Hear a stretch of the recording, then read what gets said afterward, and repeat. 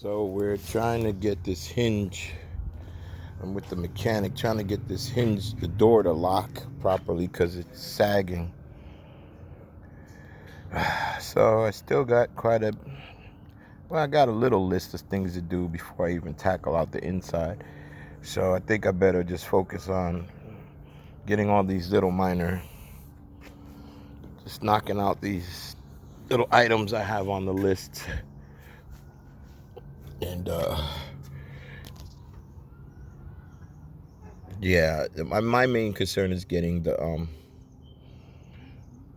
mechanical part of the van in tip-top shape. Everything else is just cosmetic. That's the easy part.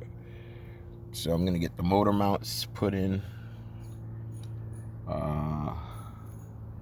Yeah, and work on this door so I can jump in and out.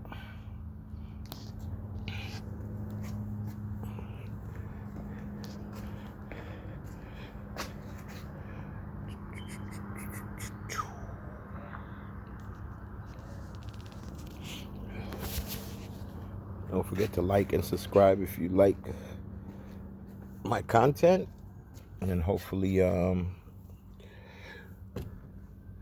get some more videos uploaded soon. Peace.